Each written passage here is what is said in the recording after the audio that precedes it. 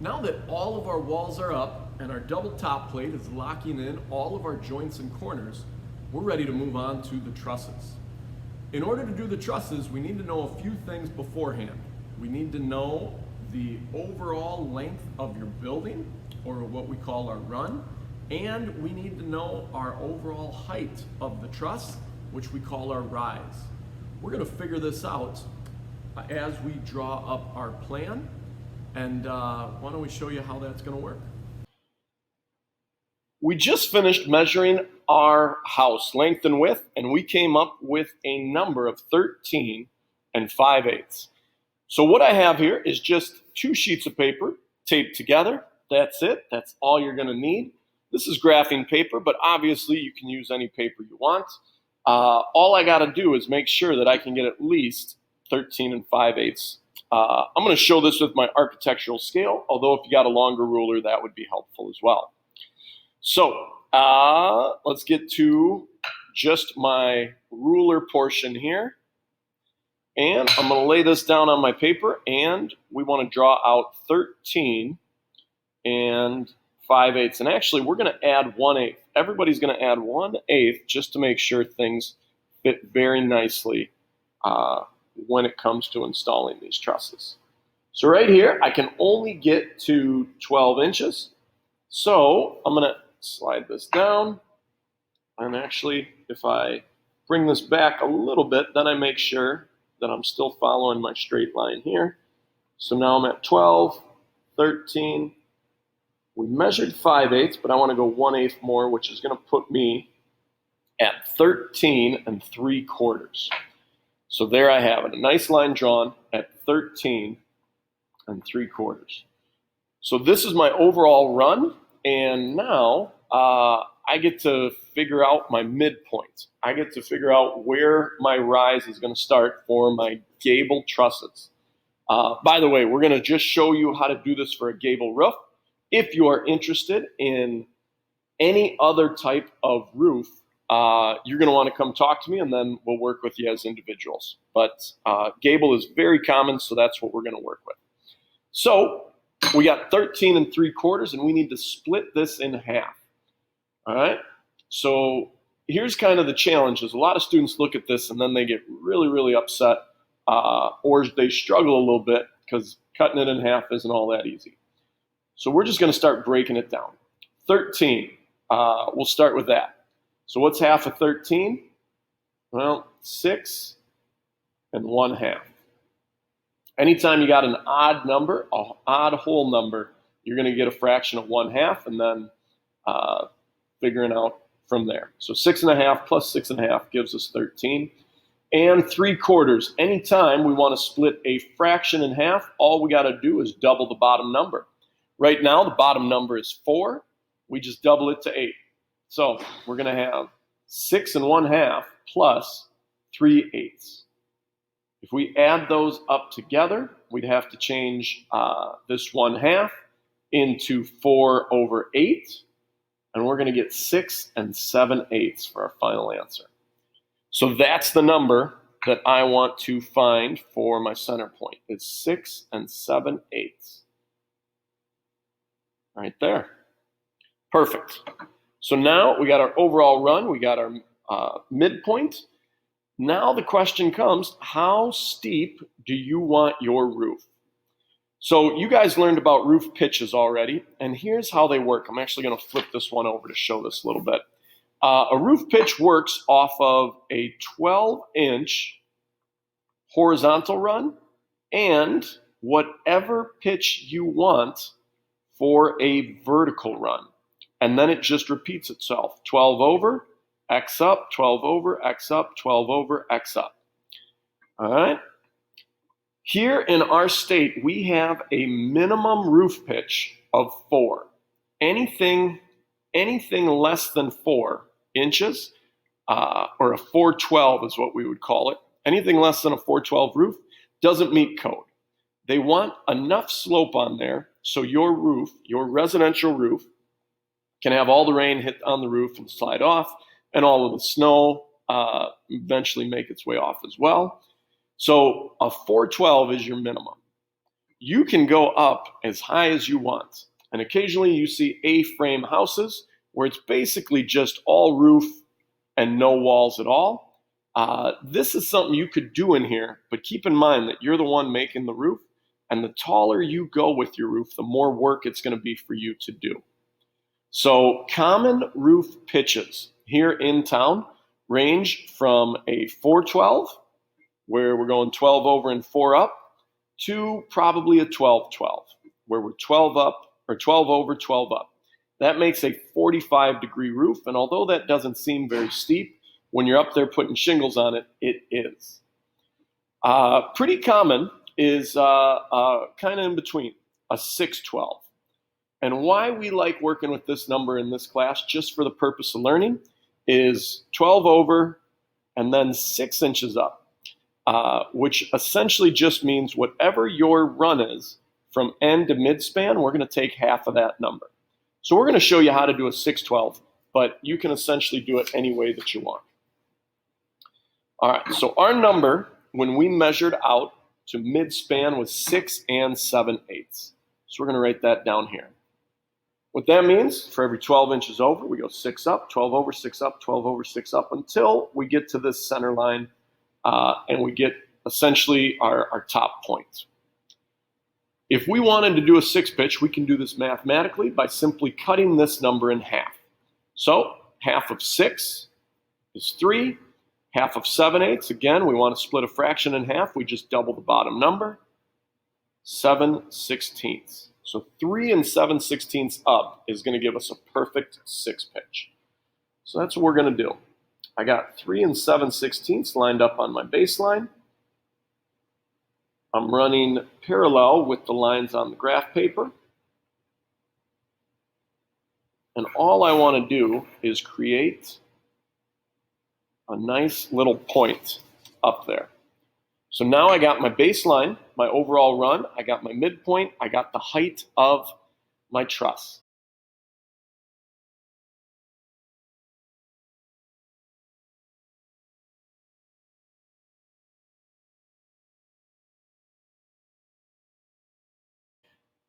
Hi class, I just wanted to show you guys real quick how we would go about figuring out a roof pitch if we didn't want a 6 pitch. There's going to be some of you out there who want to do something different.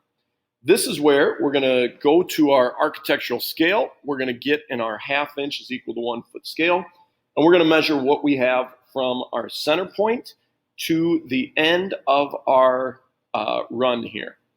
So looks like I got 13 feet 9 inches from the center point to my run. So I'm going to write that down. 13 feet 9 inches. All right, now this number is going to stay the same. Now we just get to figure out what all of our different pitches are.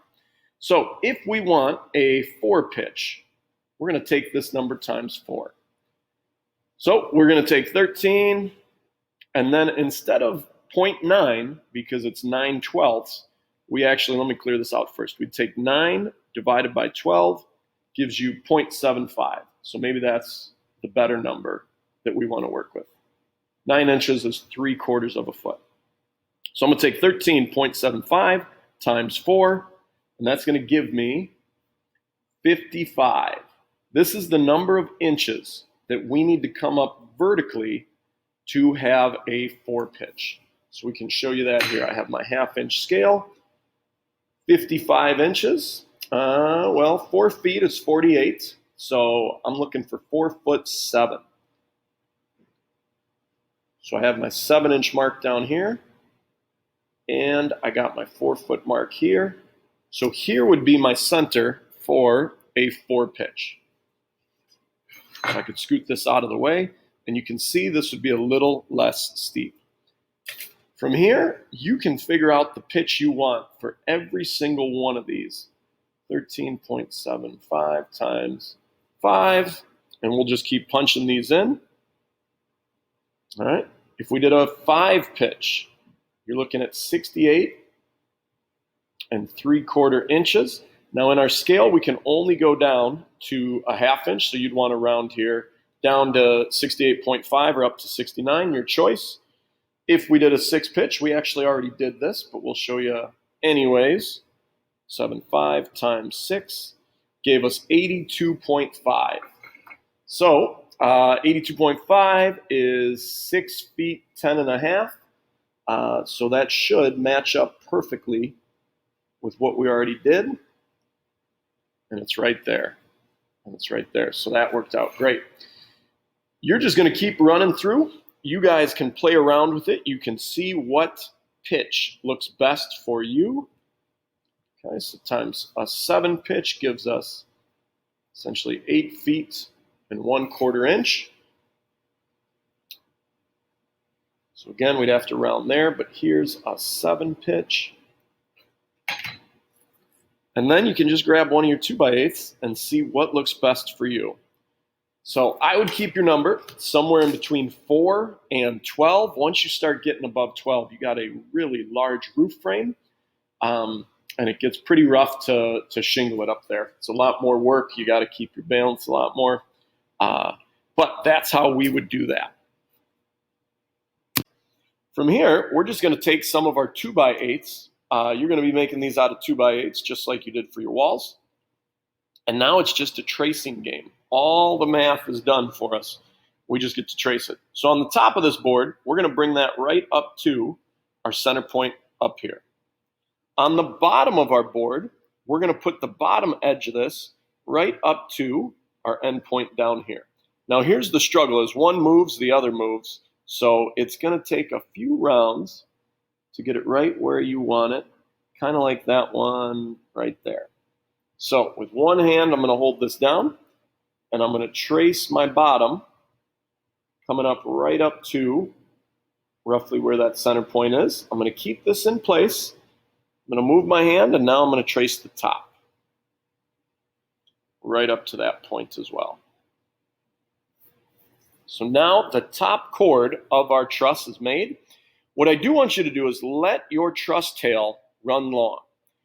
We're going to let these run long when we make them. We're going to cut them to length when they get up on the house. But this is how we get overhang on our houses. Now I'm going to do the same thing over here. Center point to the top, bottom point to the end of your truss. Your bottom chord, I should say. If you shorten this up and you go inside here, what's going to happen is you are going to have an issue when you go to put these up because they're not going to be long enough to sit on top of your double top plate. Okay, so here we have our other top plate. We can just mark this out. You want to make sure you leave yourself an inch or two of overhang because we're going to cut that later. Now we're going to finish up our bottom chord simply by putting this on top of the line we originally drew and tracing in between the top chord. Now be careful when you do this so the pressure of your pencil doesn't move the board that you're working with. Otherwise, it's going to get skewed a little bit. All right, we got the outside frame all set for ourselves. We have our bottom chord that's going to get cut at this angle on each side. We have our 2 top chords with truss tails running long, and this piece we can now extend down. When these 2 meet together, they're going to meet together just like that, both cut at an angle to make that happen. Now it's time for your inside, what we call our webbing. If you take a look at truss plans, there is numerous ways that you can go ahead and structurally do webbing. And the people at the truss manufacturing plants will talk with you. They'll help you figure out your needs. Most common for something like this would kind of be like a W, where essentially 1/4 of the way you start high, your W comes down to 1/3 of the way. Up top, we're at 1/2. At the bottom, we're at 2/3. And over here, we're at 3/4. So it's a nice little W working with tension and compression. But that does get a little complicated as far as assembling everything. It does take a little bit more time. What students in our class have found is the easiest way to go about it is kind of using a king post or a queen post. So what we would do is we would center out our post here right in the middle, and we're going to draw this out in between your top cord and your bottom cord. Now, a truss like this would most often be used for a simple shed or maybe a small garage. You probably wouldn't see this for a full house just having one post in the middle. But for what we're doing, I'm okay with that.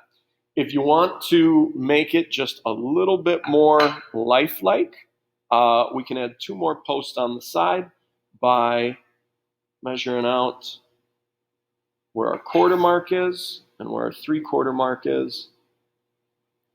Again, the nice thing about using a 6 pitch is I'm just using this number here.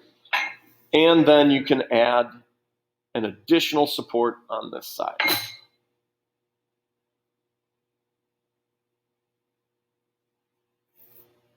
And again, these pieces get sandwiched in between